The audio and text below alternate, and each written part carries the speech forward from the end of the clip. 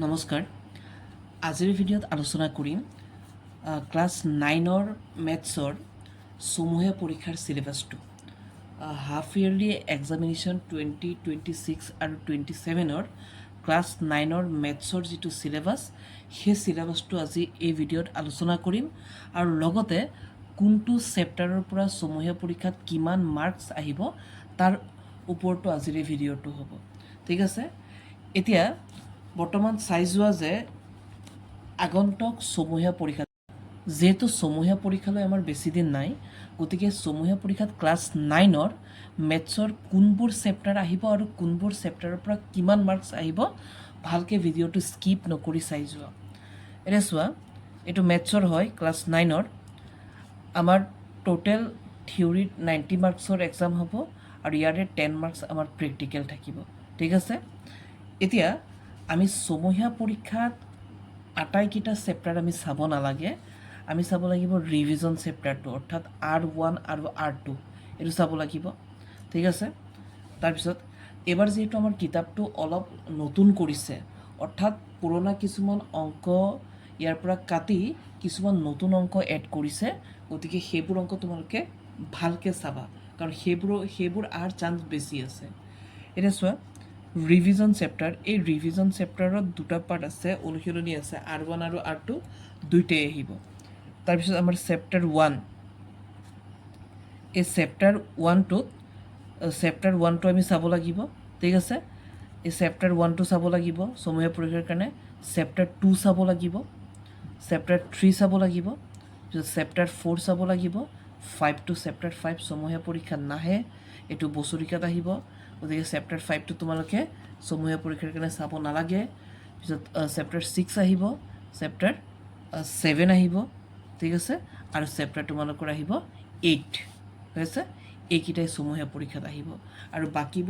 বাকী গোটেইখিনিতো আমাৰ বছৰিকীয়া পৰীক্ষাত আহিব এইটো আমি জানো কিন্তু আমি জানো যে সমূহীয়া পৰীক্ষাত আমাৰ গোটেইকেইটা চেপ্টাৰ আমি কৰিব নালাগে আমি জানো যে সমূহীয়া পৰীক্ষাত আমি গোটেইকেইটা চেপ্টাৰ কৰিব নালাগে গতিকে এইমতে তোমালোকে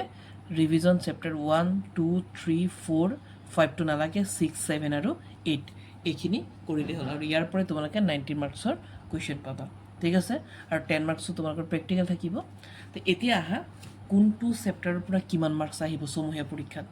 তাৰপিছত ৰিভিজন যিটো চেপ্টাৰ আছে ৰিভিজন 1 R1 আৰু R2 ইয়াৰ পৰা তোমালোকৰ টোটেল 10 মাৰ্কছ আহিব তাৰপিছত 1 নম্বৰ যিটো চেপ্টাৰ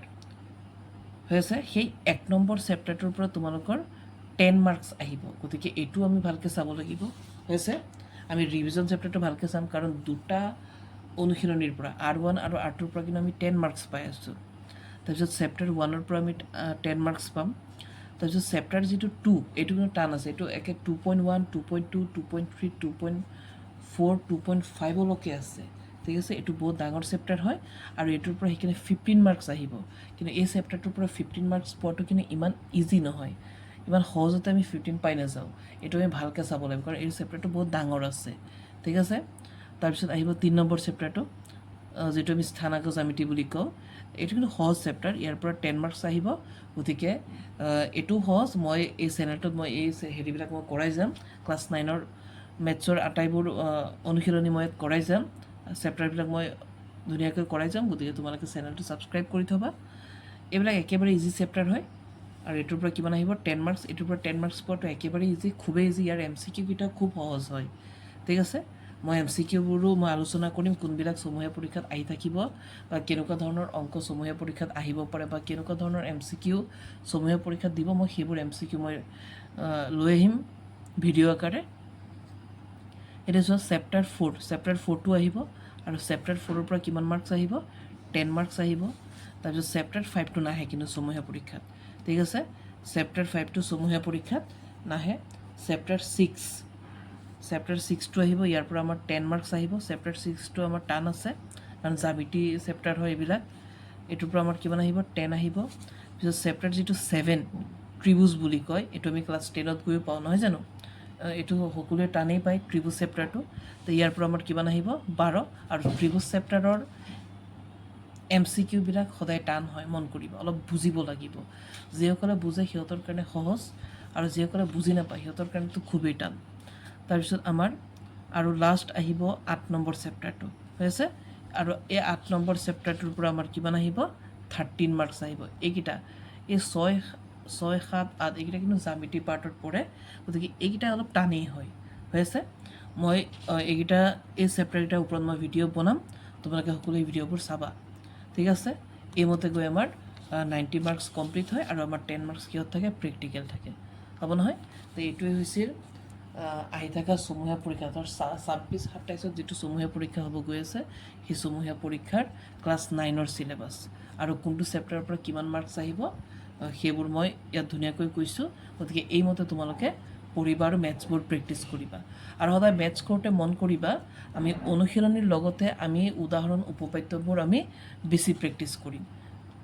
ঠিক আছে তো আজিৰ ভিডিঅ'ত ইমানলৈকে ইয়াৰ পিছৰ ভিডিঅ'ত মই তোমালোকক কমন মেথছবোৰ মই আলোচনা কৰিম যে কোনবোৰ মেথছ বা কেনেকুৱা ধৰণৰ অংক বা কেনেকুৱা ধৰণৰ MCQ সমূহীয়া পৰীক্ষাত আহি থাকে সেইবোৰ তাৰ ওপৰত মই এটা ভিডিঅ' বনাম